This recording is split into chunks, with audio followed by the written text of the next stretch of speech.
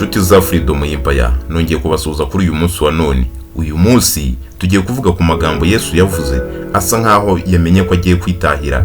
Yari yabirabutswe ariko akiri mu mwuka w'abazima.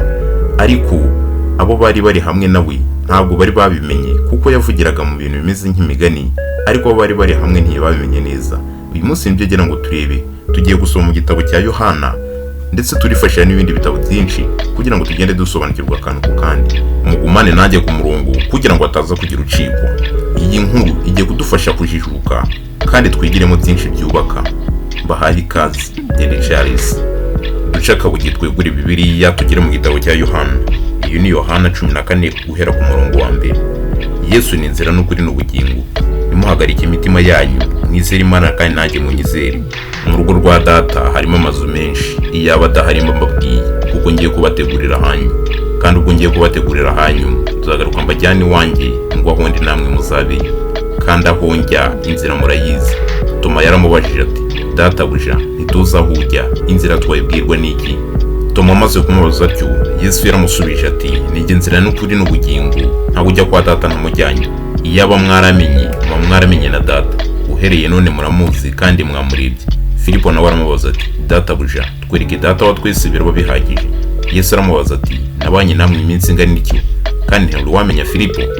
Umbonye ababonye Data, niki gitumye uvuga uti, twereke Data wa twese? Yesu akomeza avuga ati, ntiwizeye yuko ndi muri Data na Data akaba muri njye? Amagambo mbabwira sinyavuga ku bwanjye, ahubwo Data uguma muri njye niwe ukora imirimo ye. Nimunyizere mwemere ko ndi muri Data na Data akaba muri njye. Ariko rero nimutizezwe n'ibyo mvuga, munyizezwe n'imirimo nkora ubwayo. Nukuri ndababwira yuko unyizera imirimo nkora nawe azayikora ndetse azayikora niyiruta, kuko njya kwa Data, kandi icyo muzasaba cyose mu izina ryanjye nzagikorera kugira ngo Data yubahirizwe mu mwana we. Nimugire icyo musaba mu cyose mu izina ryanjye nzagikora. Tugaruke hano inyuma gato. Uwizeye Yesu, uwizeye umwana w'Imana, aba yizeye n'Imana ubwayo. Ariko utizeye Imana ubwayo cyangwa se utizeye Yesu, ntabwo aba yizeye n'Imana ubwayo. Kandi uzasaba ikintu cyose mu izina rya Yesu Kristo azagihabwa, kuko aba yizeye izina rye kandi yizeye ko ubuntu bwe buri gukora ibyo ashaka byose. Ariko utizeye izina rye, ntacyo wasaba mu izina rye ngo gikore. Ariko uwemeye kwicisha bugufi akemera ubuntu bwe, ahabwa byose akeneye. Filipo yegeye Yesu aramubwira ati, Databuja, twereke Data wa twese biraba bihagije. Ariko Filipo ntabwo yarazi ko ari kubwira Imana ubwayo, kuko Imana yari iri muri Yesu Kristo na Yesu ari mu Mana ubwayo. Rero yavuganaga n'Imana. Yesu Kristo yaje ahagarariye Imana, ariko yaje mu isura y'umuntu. Niyo mpamvu umwizera wese azahabwa ubugingo buhoraho. Tugarutse kuri Toma gatoya, Toma yabwiye Yesu ati, Databuja, ntituzi aho ujya, inzira twayibwirwa n'iki? Yesu yaramusubije ati, ijye nzira n'ukuri n'ubugingo, ntawe ujya kwa Data ntamujyanye. Nanone inzira nyayo yo kugana Yesu no gukora neza, kugira neza abandi, kugira umutima mwiza no gukora ibindi bintu byinshi byiza, mbese uganisha mu rukundo rwe, wisanisha n'ibyo yakoraga. Niyo nzira nziza yo kujya aho Yesu ari. Kandi murabe maso, kuko Satani yarateye, Antikristo yarateye, uwanga ibikorwa byiza, uwanga abagendera mu nzira ya Kristo yarateye. Niyo mpamvu mugomba kuba maso. Yesu yakomeje asezeranya abizera kuzaboherereza umwuka wera. Yaravuze ati, nimunkunda muzitondera amategeko yanjye, nanjye nzasaba Data nawe azabaha undi mufasha wo kubana namwe ibihe byose. Niwe mwuka w'ukuri. Ntibishoboka ko ab'isi bamuhabwa, kuko batamurora kandi batamuzi. Ariko mwebweho muramuzi, kuko abana namwe kandi azaba muri mwe. Sinzabasiga nk'imfubyi. Yakomeje avuga ati, hasigaye umwanya muto, ab'isi ntibabe bakimbona, ariko mwebweho muzambona, kuko ndiho namwe muzabaho. Uwo munsi muzamenya ko ndi muri Data, namwe mukaba muri njye, nanjye nkaba muri mwe. Ufite amategeko yanjye akayitondera niwe unkunda, kandi unkunda azakundwa na Data, nanjye nzamukunda mwiyerekeye. Yuda utari Isikariyota aramubaza ati, Databuja, bibaye bite kugiye kutwiyereka ntiwiyereka ab'isi? Yesu asubiza Yuda utari Isikariyota ati, umuntu nankunda azitondera ijambo ryanjye na Data azamukunda, tuzaza aho ari tugumane nawe. Ariko utankunda ntitondera amagambo yanjye. Kandi iryo jambo mwumvise si iryanjye, ahubwo ni irya Data wantumye. Ibyo ngibyo byose Yesu amaze kubibabwira yarabasezeye, yarababwiye ati, ibyo mbibabwiye nkiri kumwe namwe.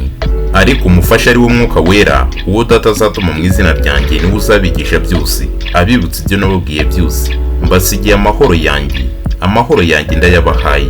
Icyakora simbaha nk'uko ab'isi batanga, imitima yanyu ntihagarare kandi ntitinye. Mwumvise uko nababwiye nti ndagenda kandi nzagaruka aho muri. Iyaba mwankundaga munejejwe nuko njya kwa Data, kuko Data nduta. Nuko rero mbibabwiye bitaraba, ngo ubwo bizaba muzizere.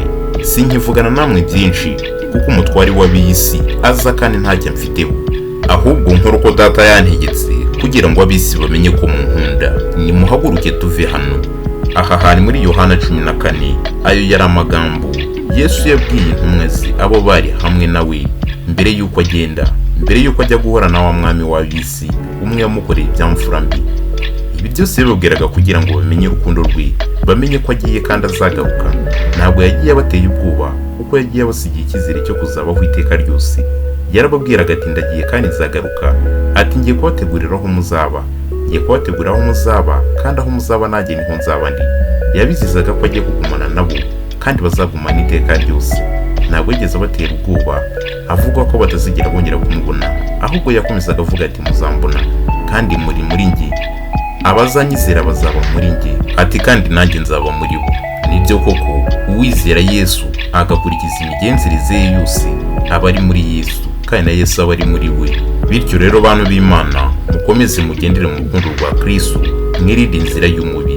Antikristo yarateye, yaje yiyoberanyije mu isura nshya, kandi yaje mu buryo bwinshi.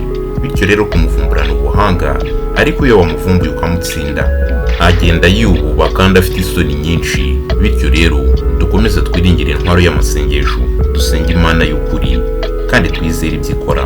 Mukore subscribe ku bwinshi, kandi iyi nyigisho muyisangize na bagenzi banyu. Ntimukihererane ijambo ry'Imana, kuko iri jambo ryubaka imitima kandi rikanakebura abari mu murongo wo kuva mu Mana.